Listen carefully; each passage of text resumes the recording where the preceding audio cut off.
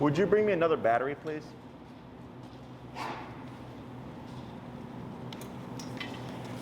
How's Milo doing here? Were you able to address that issue that you were seeing? Yeah, as the week went on, just got more into the flow of Okay. this, and I even the last couple of days haven't even had to use it. Okay. And just when I have, I had it like on 25, and he's Thank been you. very responsive. But I took him to the park last night without the collar on, and he still stayed right with me. Okay. And all of that, so. Was it like a dog park or like a park? Park. Gotcha. And I took him this morning to the dog park with just this collar, and he was fine. Gotcha. Yeah. What I would suggest is even if you're not going to use it, have it on him. Yeah. So you can start associating, hey, I go here and I go here with it on. Okay. Because a lot of times what happens is in the beginning, because it's so much discipline, Yeah. because we're training, Yeah. and the dog's like, oh, like that thing's coming out, right? But then once they start to go to the dog park and then the park, Got it. they start to associate like, oh, like I can have this thing on and also have a good time. Yeah. So it's a nice way to balance things out, even if you're not going to actively do He anything. wore it this morning to the dog park, but I hear you on the other walks, even if we don't use it, just to put it on him. Sure. Okay. Anything else? No, I think he's responded really well to it. Excellent. And what's his number been about? He, at the beginning of the week, I was up over 100, Okay, yeah, that's a right. couple Because times. But then these last several days, I've had it like started off at about 25. Okay. And then at the dog park this morning when we were leaving, I used it and I had it at 46. So. Okay, because a lot more stimuli going on. Yeah. Makes sense. Yep.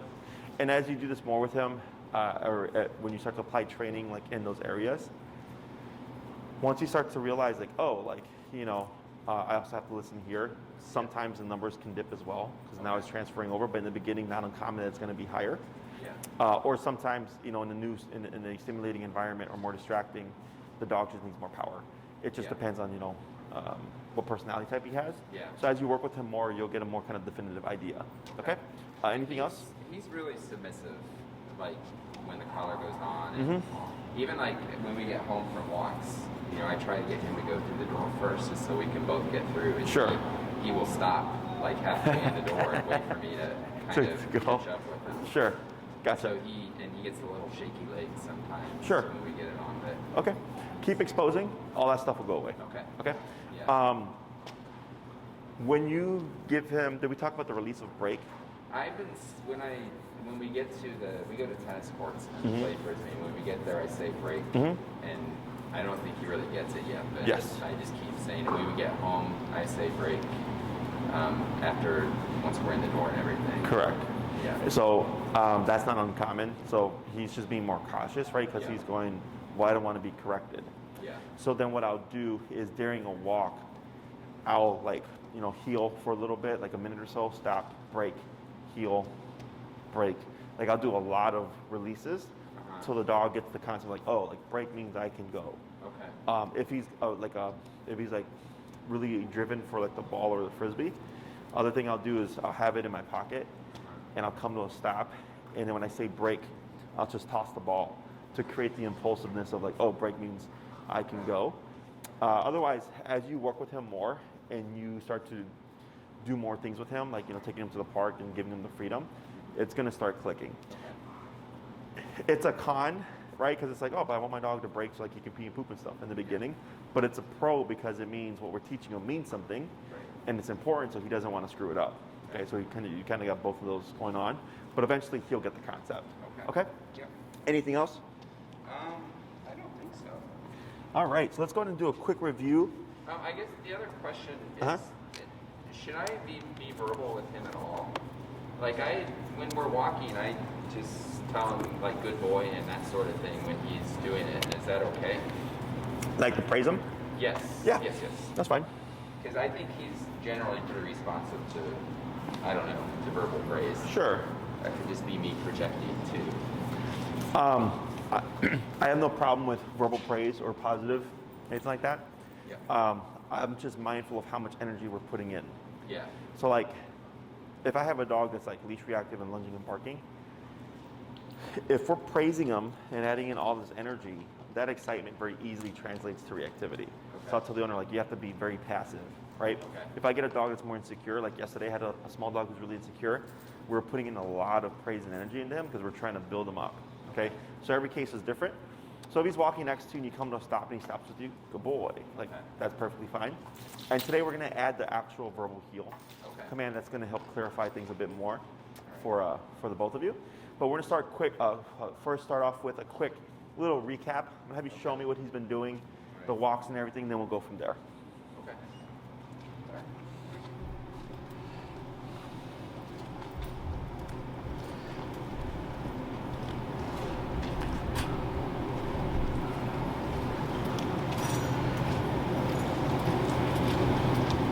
And what do you set at now in your number?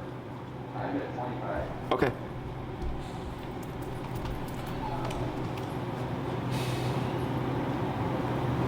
And I should be tapping when I turn. Only if he's passing you. Okay. So if he's turning with you, we don't need to do anything. All right. So far I've not seen anything that he needs to be corrected for. That's good. It's a good turn.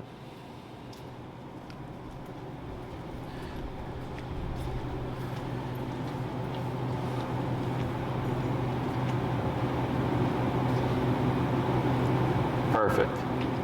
And he's been, even with my wife, who hasn't done the collar with him at all, he's been Walking well? walking with her this way. Good.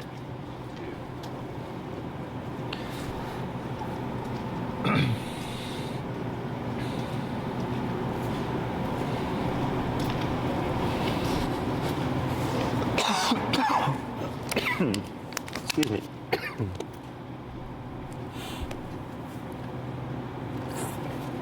Good, go ahead and go into a stop there. Excellent. That's very good. So all that looks great. So now, we're gonna go ahead and add in the word heel. Okay. So technically, at this point going forward, if you step out and you don't say anything to Milo, he's technically off the clock. Okay, you have to cue the word heel first, and then everything will kick into play. Okay, and a break, of course, is the release of now you're off the clock. So this part's very simple. You're gonna cue the word heel, and then you're gonna start moving with your left leg first. Okay, so it's gonna be heel, then left leg, and now we've turned everything on. You're gonna walk like you were just now, you'll come to a stop, and the next thing we're gonna add in are the auto sits. Okay, so heel is a package of commands. Walk with me, stay with me, sit when I stop. Okay, so here, go ahead and shorten your leash a little bit. Yeah, like that. Now go ahead and lightly pull up on your leash and give a tap. Tap, tap, tap. Try this. Is gonna do it. Go ahead and pivot so that you're to a side here. Good. I'm gonna have you pass that leash off to your right hand, and then keep the remote in your right hand as well. And you're gonna tap. You're gonna pull up and tap with the right hand, and then with the left hand, you're gonna push down on his hindquarters. Okay. Tap, tap, tap, tap, tap. Right there, and praise. Good boy. So the other thing we're gonna do is when you come to a stop, is you're gonna go into this sequence of pulling up and tapping, pressing down. I'm sure he knows the sit command, I'm assuming. Yeah. So the reason why we're not doing that here is we're teaching this as a default. When you come to a stop, you want him to automatically sit, okay? So whenever we come to a stop, we just kick in with pressure, and eventually he goes, oh, I want to avoid the pressure, so what happens if I just put my butt down? Then we do nothing, okay? You can praise him for that as well. If we say sit, it becomes a constant pattern of heel, sit, heel, sit, every time you come to a stop, and we really just want it to be the one word, and everything's tied to it by default, okay?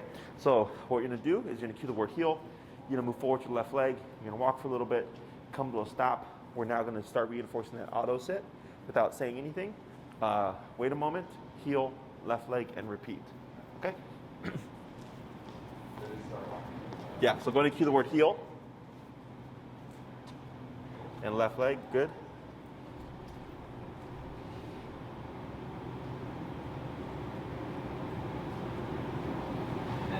Good turn, then come to a stop. Good. And if he does this, go ahead and just pivot so you're on his side, just to make life easy. Yep, and then up, and then push down on the butt. Tap, tap, tap, tap, and praise. Good boy. Good. You're gonna relax a moment, and then cue the word heel, and then left leg. Heel. Good.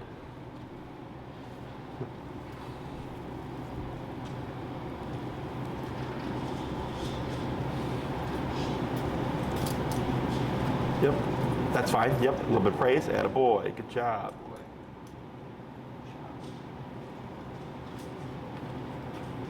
Heel. Good.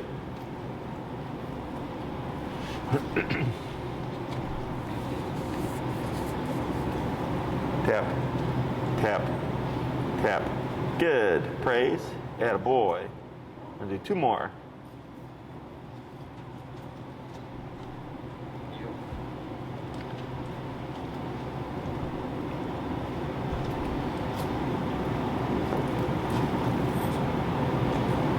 Good. Boy. And 1 more. Should he really be staying at my side doing this? He should, but what he's doing here, it looks like he's overcompensating because he's thinking you're going to turn, right? Yeah. So we're ignoring it for now. We're going to cover something today that should fix that problem. Okay? Heel.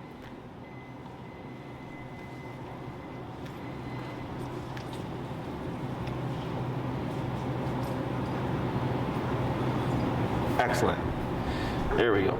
So now, when as we practice this, you're gonna start seeing him sit on his own. If we see that, we don't do anything. I let him complete it, okay? Because I want him to understand you can avoid pressure, okay? If you just come to sit whenever we come to a stop, nothing happens. So then you'll start to see him just automatically put that butt down. And then one day, like let's say he forgets, eventually you can just tap him and he'll just go into it without needing all this extra work, okay? Right now we're conditioning him that there is another answer to the remote pressure, okay? So last week it was whenever you felt this, you're going opposite ways, right? Yeah. So he was learning, oh, I need to pay attention to that. Now that we got that, now we're teaching him that, hey, when you feel this, it means to put your butt down, okay? Any questions about that? No. So now for the hard part. So heel is a 2-part exercise. Last week we focused on teaching Milo, pay attention to you, right? Walk at your side, all that stuff. Now I'm going to teach you how to use body language to communicate with Milo to let him know when you're going to turn, if you're going to left turn, if you're going to right turn. So last week, do you remember what we want to do before we stop or before we turn? What is it? Say it again. Do you remember what we do before we stop or turn? Just slow down. Slow down, correct, right? So that slow down is going to become very important today because that's what gets his attention to allow your body language to communicate with him what you're doing, okay? So we have 2 types of major turns. We have the crossover, which is crossing over Milo like this, so you're turning left. And then we have the pivot, which is going to the immediate right. So last week, we were doing the pivot. Whenever Milo would pass, you would just do this, right? And we would do so abruptly because Milo was not paying attention. When Milo is paying attention, it would be unfair to just pivot out of nowhere because he's not going to catch it. It's too abrupt, okay? So we have movements that we use to give him the opportunity to actually move with you to avoid pressure, okay? So when we do the left turn, we're going to lead it with the right leg, okay? So if you lead with left leg, if he's on your hip, you're going to either trip over him or punt him out, okay? Yeah. So we would slow down, of course, and when you cross, you're going to cross at a sharp 90-degree cut, then the left leg, and then you're going to cut in again, so now we're going the opposite way, okay? So if we're facing this way, when I'm walking with him, it would be right, left, right, and now I'm going back that way, okay? For the pivot, same rule applies, and of course we would slow down, and we're going to do left, right, left. And now we're going back the opposite way, which watching you earlier, when you were turning, people tend to naturally do this already, Yeah. whenever they pivot. But the moment I tell them to do it intentionally, they start to screw up because they're thinking too much. So super simple. Left turn, we're leading with the right leg. Right turns, we're leading with the left leg. Okay. So left turn would be slow down. Right, left, right. Now we're going back this way. And the pivot, of course, would be left, right, left. Now we're going this way. Okay. So we're going to start with the crossovers first. I'll coach you through it. We're going to do a batch of each and then kind of just pair everything together. Okay? Questions so far? Am I going to do anything with this or just? So good question. Let's say you slow down for a left turn and Milo keeps going. Yep. What would we want to do there? Turn straight around. And, yep, tap. and tap, correct. Yeah. So that turn and tap rule to correct always applies when he gets out of position ahead of you. Okay? So you slow down. The purpose of slowing down is to communicate. Milo, something's changing. So if he's being mindful, he would slow down with you, which would then allow you to do what you're going to do. But if you slow down and he keeps going, some people, because they're so intent like on the left turn, is they'll pull the dog back or they'll try to run around the dog to get the turn, to complete it. I'll tell them no, because you did your part. If he kept going, it means he wasn't paying attention. So we always default to that turn and tap to correct them. Same thing applies if you come to a stop. If you're coming to a stop like at a red light, a lot of people, when they come to a stop and the dog keeps going, just pull the dog back. I go, don't do that because he's supposed to be stopping with you. You should be in sync. So if I come to a stop and he keeps going, I turn, tap, turn again, slow down, and then try again, stopping together. Okay? Because the more we give exceptions, the more we're technically untraining Milo. Okay? A lot of discipline. Oh yeah.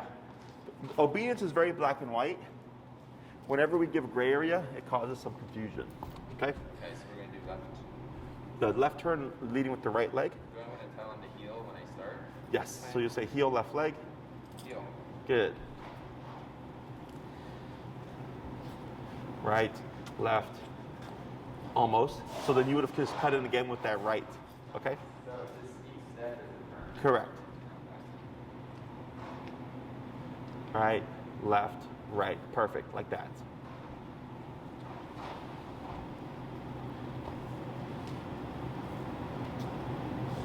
Right, left, right. Good.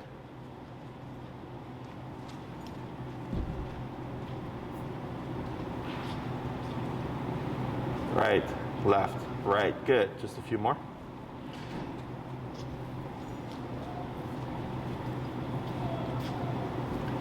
Left, right. Excellent. Couple more.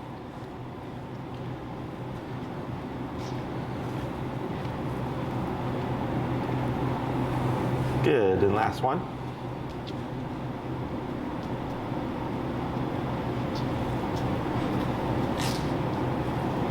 Excellent. And slow to stop when you're ready. Good. And then up on your leash and tap for the sit. Tap, tap, tap, tap. Attaboy, good job. Good. So all those were good. So now we're going to go to the pivot, which is going to be left, right, left. Okay. Am I actually turning around or am I doing? Yeah, no, that was correct. What you just did was correct. Good.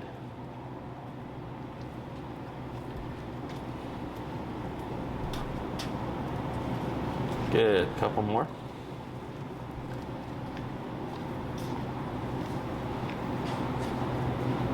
Good.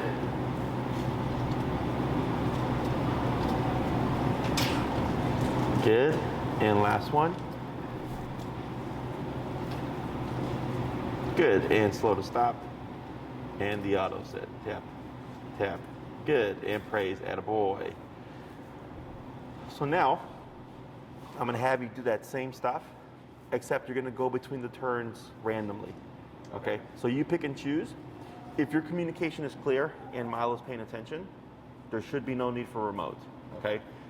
If he passes you, you of course turn, tap to correct them, and then attempt to do what you're going to do. I'm also going to have you add in changes of pace, like kind of speeding up and slowing down, just to kind of test where he's at. Okay? Right, yeah.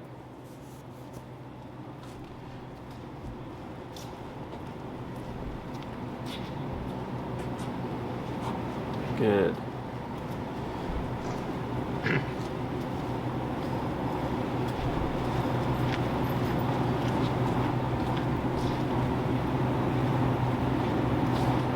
Good. Good turn.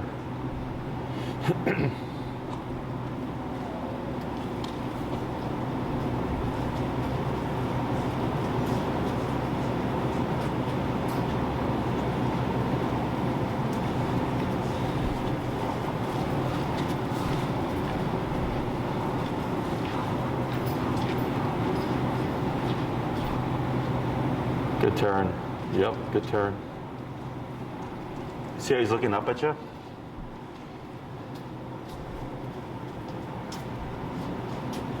Good pivot.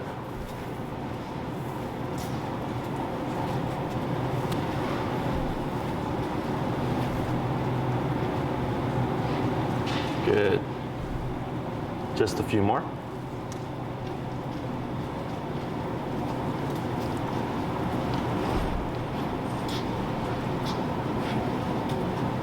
Good.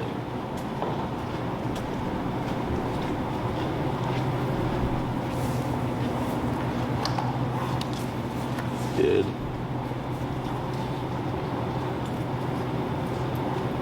Excellent. And you see how those sits are getting easier too, right? Yep.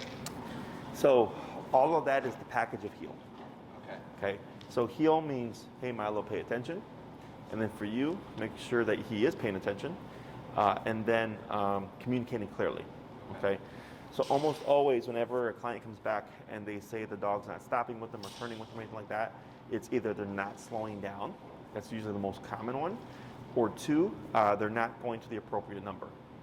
Okay. So if you slow down and you do the corrections and stuff, if it's too low and you're in a too distracting of an environment, he's going to keep bypassing you. Okay. So that's where all these things kind of work together as one big puzzle piece, or one big puzzle. All these pieces fit together, and if everything's being done correctly, it should be that smooth. Okay. E-collar should never be or feel like an argument, in my opinion. Right. So once I hit the appropriate power, I was like, okay, boom, here I am, because I know that's what I'm supposed to do. Okay. The reason why we have the two types of turns is, let's say you're on a sidewalk and you need to go back the other way. If this sidewalk or side of the sidewalk is full, you have your pivot. Yeah. If behind you there's people, you have your crossover, right? Okay. Now, if you're making just a soft left, it's simple. You just cross with your right and just keep going left like that. Same concept. If you're going right, you just cross with your left going to the right like this, and you keep going in that direction. Okay. For any one of those turns, always slowing down first, so that we give Milo the chance to see what we're doing, so that we can go into the turn smoothly. If you're walking and then all of a sudden you turn and you feel like you're colliding, you probably didn't slow down. Okay. Now, if you're already doing that, you have to commit and just complete the turn. Here, lightly pull up on your leash. Tip, tip, tip, tip, and then up and then down in the hindquarters. Tip, tip, tip, tip. Attaboy, good job. So, heel is very strict. The client before you, the dog was doing great, but then they asked, well, what happens, or how far is too far? Okay, even an inch is too far. The general rule is right shoulder to left leg.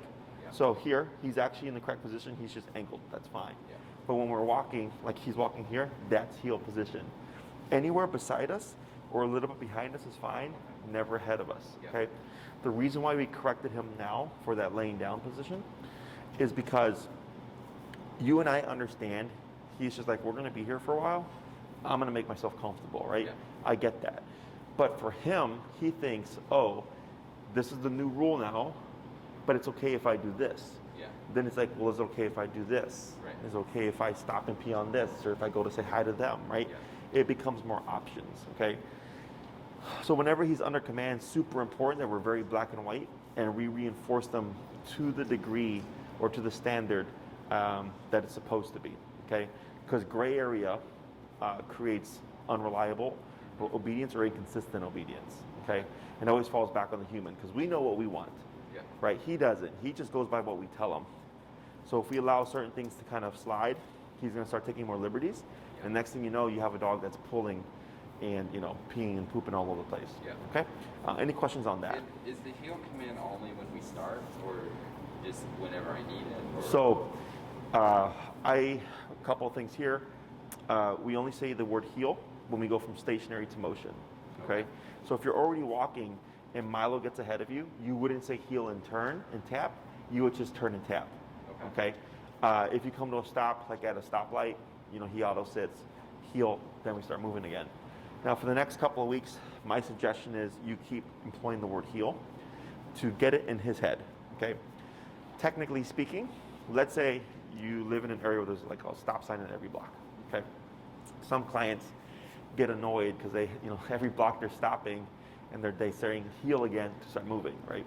So technically, the heel is in effect until you cue brake or until you cue another command. Okay? So if I say heel once and I start my walk and I come to a stop at a stop sign and he auto sits, technically I don't need to say it again because we're still in heel because I've not said brake. But you'd want to move forward with your left leg first consistently. Okay? Because for him, once he hears the word heel, he goes, okay, now we're walking. And then he thinks, oh, and I'm always seeing that left leg move. So that tells me I'm supposed to stay on the hip, okay? And then once you cue brake, you let him pee and poop and do his doggy thing. And then once you're ready again, heel. And then we start walking again, okay? When it comes to how much do we employ the heel, my preference and rule of thumb is 80% work to 20% play. Okay, so if we're on a walk, it's gonna be a long, hour-long walk, 45, 50 minutes, Milo's on my hip in a heel position. 10 to 15 minutes, dispersed however you want. He can pee and poop and sniff and play and run around or whatever. But the reason why we do that is dogs become what you practice or let them do, right? So if you practice more structure, you're gonna get a more structured dog. If we practice a lot of freedom and do what you want, you're gonna get a more kind of pushy dog, okay? So it's a balance of those things, yep, up and tip, tip, tip, tip. Good. It's a balance of those things. Now let's say Milo's doing really, really well. And spring comes, summer comes, whatever, and you want to go for a walk with him, but you're not going to employ the word heel, right? And you want to give him a nice 30-minute stroll where he's enjoying himself. I don't care. Okay? Because if he's earned it, I don't care. My issue is when people are giving dogs too many freedoms and then it's leading to other problems. Okay, so as long as we don't say the word heel, it doesn't matter how you walk Milo. Okay, the problem happens, or the problem comes up when we say heel, which means walk with me, stay with me, sit when I stop. And then halfway through the walk, either he decides he's done or I decide whatever, like I'm not gonna enforce this. And then I let him I'm leaning on him. That creates inconsistency, right? I'd want to release him first, Milo break. And then I can start that leisurely 30-minute stroll, because there was a definitive end to the actual heel command, okay? So as long as the dog's not under command and being let or allowed to do things that are outside of the command, it's not a problem, okay? Yep. Other questions? I don't think so. So what we're gonna do here is we're gonna do a bit more of the heel, coming to the stop. And what are you currently set out, your number? It's on 25. 25, let's try 30. And we're gonna see if we can start transitioning Milo to be more automatic on the sits. What we're gonna do is we're gonna do 3, where you'll come to a stop, and I'm gonna have you still use your hand like you've been doing. And then we're gonna move him to just the leash to see if we can start lessening how much work we put into getting the auto sit, okay? Now, if Milo stops in front of you, like this, Like he is now. this is okay. Okay. But let's say he's like completely like angled over, because there was somewhere he was crossing over you, right? Yeah. Is the way we correct that is with the left turn. Okay, so if I'm coming to a stop and the dog starts to cross over me like this, I'll turn into them using that right leg, but you'll want to complete the turn and walk through them. And it's going to push him off, and he's going to think every time I cross over you, I get a right knee to the face, and he's going to start getting distance. Okay? So we can use that to also balance him out. All right, so we're going to do 3 stops and do the tap and the leash. Yes, and then from there, we're going to start transitioning to only leash Okay. and lessen how much work we're doing for the auto sits. All right. Heel.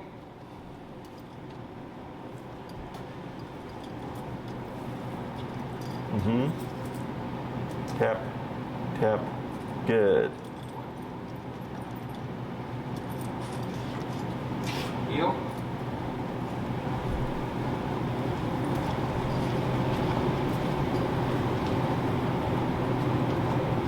Tap, tap, tap, good.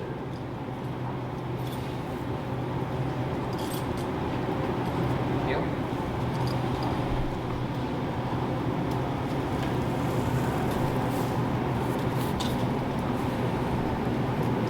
Tap, good.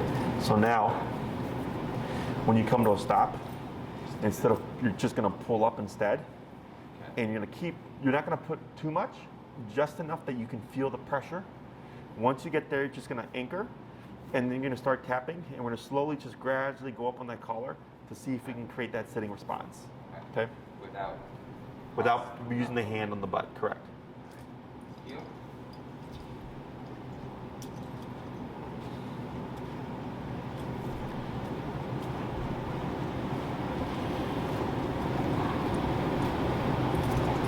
Tap, tap, tap. Go ahead and bump it a little bit. Tap, tap, tap. Go ahead and bump it. Tap, tap, tap. Almost. Tap, tap, tap. Go ahead and bump. Yep. Tap, tap, tap. Go ahead and bump it.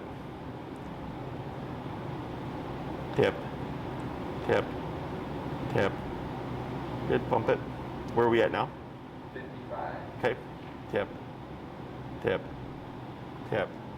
Bump. Tap, tap, tap, tap. Bump. Tap, tap, tap. Almost. Tap, tap. Bump a little. Almost. Tap. Keep it there. Tap. Wait a moment. Tap. We're getting close. Tap. Tap. Go ahead and you're gonna cross over, and a little bit of hand pressure on the hand quarters. Tap. Tap. Tap. A little bit more hind quarter pressure. Tap. Tap. Is he pushing back now? Yeah. Okay, go ahead and bump on your collar. Yep. Tap. Tap. Tap. Go ahead and bump a little more. Yeah. Tap. Tap. Tap. Go ahead, yeah. Tap. Tap. Tap. It's okay. Right there. Right, a little bit more.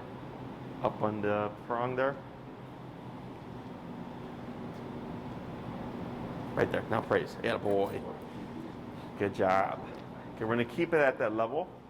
We're going to try first with the up and tap. And if no response, we're going to then add in the hand pressure. Okay?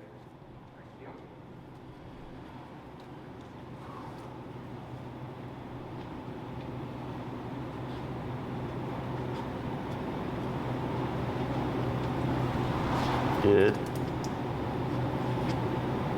Tap, tap, tap. Now cross over and give hand pressure. Right there. Good. And praise. Attaboy. Good job. Same thing. Yep. Heel.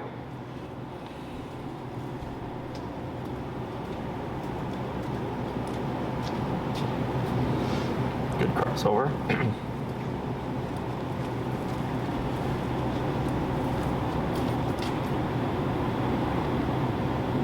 Yep. Almost. Right. Almost. Right there. Now praise. Good boy. Attaboy. Good job. We're going to do a few more. Heel.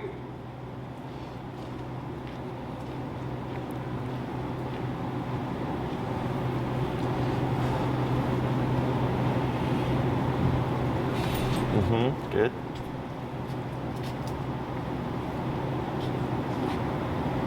Almost. Right, now praise, attaboy. Good boy. Good job. See if we can get 3 more. You.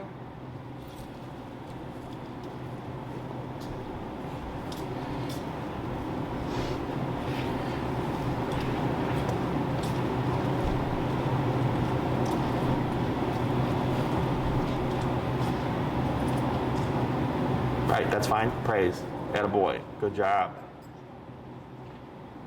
Couple more.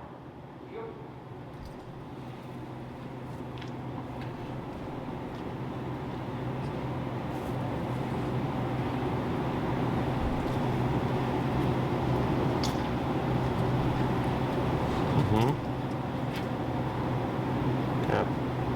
Tap. Tap. Yeah, bump your power a little bit. Tap. Tap. Yep. Tap. Almost. Now here, lightly up.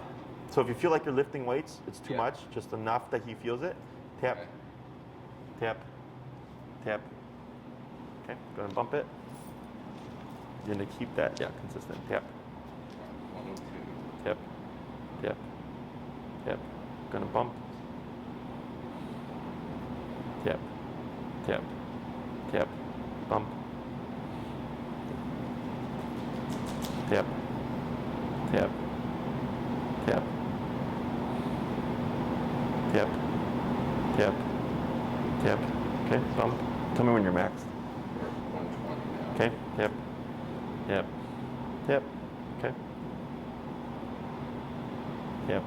It's 127 max. Okay, so let me say here. Okay. Take care. Take care. Thank you. So here, this is shut down. Yep. First thing I do is I take a look at here. This is correct. Right. 1 second. Drop this down.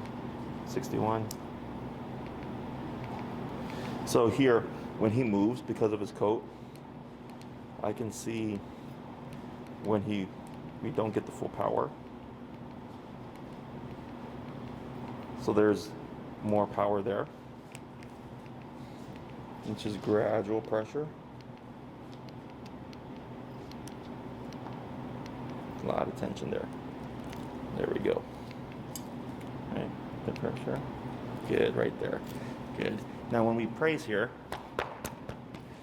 I give firm praise, like this, because what happens is when he gets put under too much pressure, he starts to shut down, right? So here, I'll adjust and then go back down, work my way back up again, because we need him to learn shutdown isn't an option, right? Because you always want to think emergency situation. If there was a guarantee emergency situation would never happen, I wouldn't care about this stuff.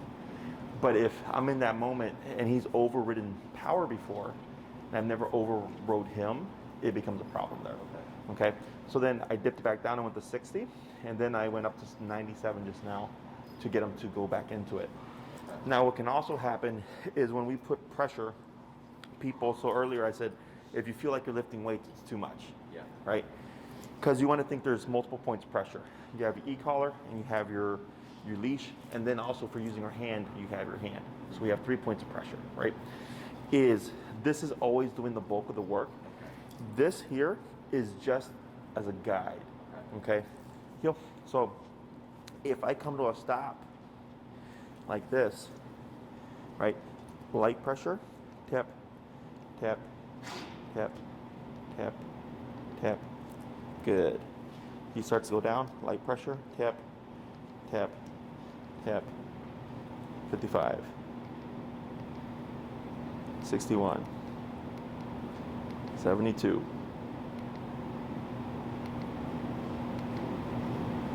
77. 82. 92. Man, a little bit more pressure here to help counter.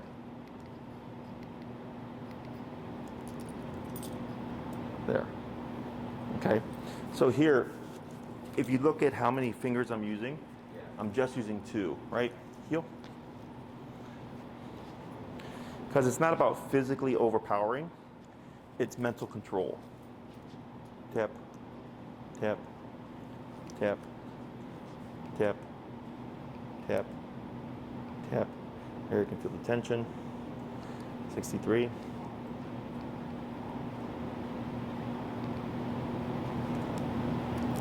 Good. Right there.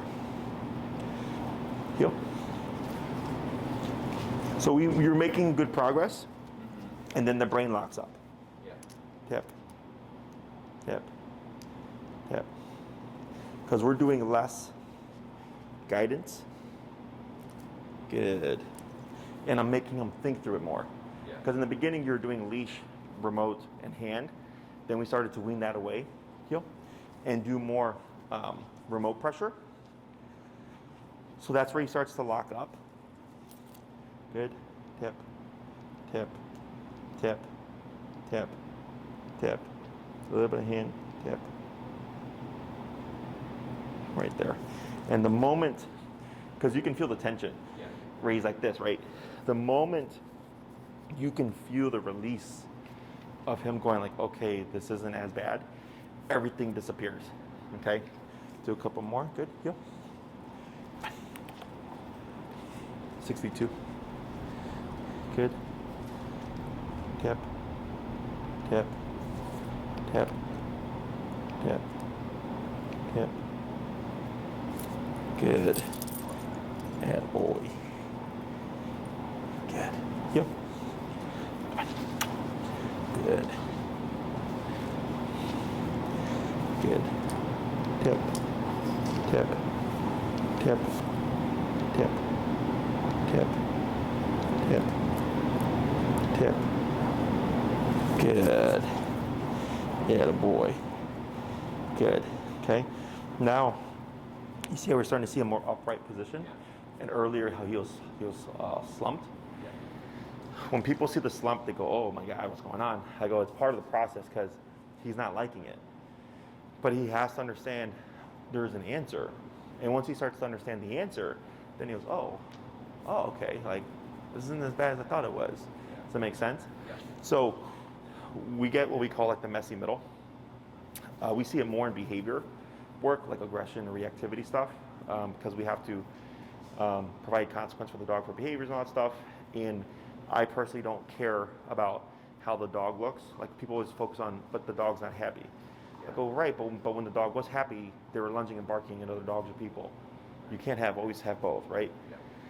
When it comes to obedience, very similar, because we're trying to push for that functional, reliable obedience, is we get that messy middle where we're putting the dog under pressure, and they're going, oh, like, this is, how do you say, this is stressful, right? But then once you work them through it, and they go like, oh, that's all I have to do, then you start to see them open up more. Yeah. And this is where more exposure, and I always tell people be generous with the collar, because people tend to lay off, Yeah. and the dog never learns to get over it.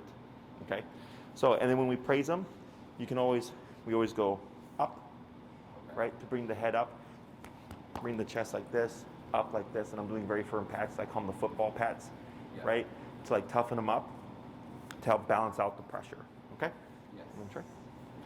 You can also, yep. This is kind of what he did last week when he was just standing and when it moved. So when it moved, as well, yeah. So Yeah. just seeing that same sort of reaction from him. Yeah, the more he tries it, and the more you work him through it, is how we start to get him over all that stuff and learn like it's not, it's like with the kid. Some kids shut down, Yeah. right? Some kids throw tantrums, Yeah. all that stuff. And if you don't work them through that, now you're gonna have an adult that every time they're put under stress or they don't want to deal with something, shut down, Yeah. Right. That's kind of his mode is when he's under stress is go just shut down. freeze. Yeah. Yeah. So, but this now he's starting to go up a little bit. Yeah. So we're gonna try that again. We're gonna work on how much pressure you're putting on, Okay. and I'm gonna show you when you're putting the hand pressure on the hindquarters. Yeah. Is like I was just using 2 fingers, right? And I was gently but firmly pushing down. Yeah. And the moment you'll literally feel the muscles just relax, everything disappears. Okay. The other thing you can do is for something like this, he may not take it, but high value reward: cheese, hot dog, bologna, sausage. I use human food when I train dogs Yeah. because one dog treats taste like crap. too. Yeah. They're expensive too, so like might as well just buy food for myself and then use it for Yeah. training. Is once he gives you the behavior, you can just offer it. We're not using it to get him to do it. We're just using it as payment, okay? So if I present him with food, and my assumption would be he's probably not gonna be interested in the beginning, that tells me too stressed, okay? As you work him through it and you just try, you know, once they're in the training, one day, once you see him take the food, what does that tell you? He's less stressed. He's less stressed, right? Now, when he starts to sit more easily and I can start feeding him, it starts to balance things out more. Yeah. So I'm not against positive reinforcement. I just don't rely on it for reliable obedience. Okay? And I get dogs that just never take food. I go, it is what it is. Yeah. But I can still make reliable obedience using just pressure. Yeah. Okay? And when he's stressed, he doesn't take treats. So Yeah. Yeah. I get that. But it's a nice way to kind of get a visual of where is he at Yeah. internally. Okay? We'll do a few more. Right. Heel. Good. There you go. Now praise. Attaboy. Good. Heel. Mm-hmm. Good.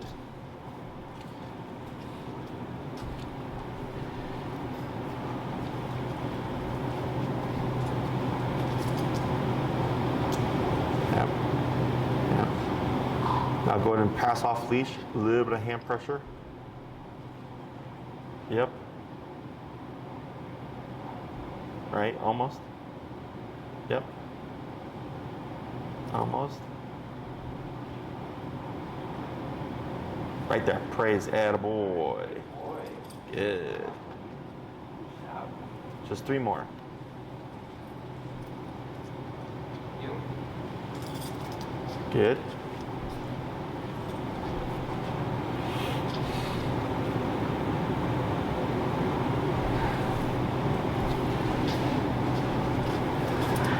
There you go. Praise. Attaboy. Good. Good. 2 more. Heel.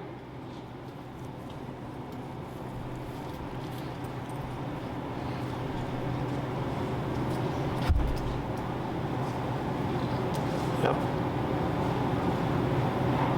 Right. Good.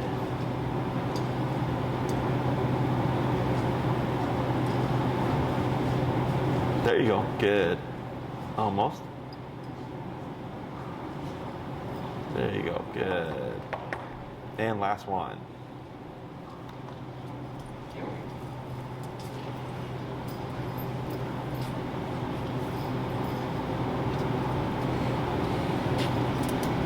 And relax.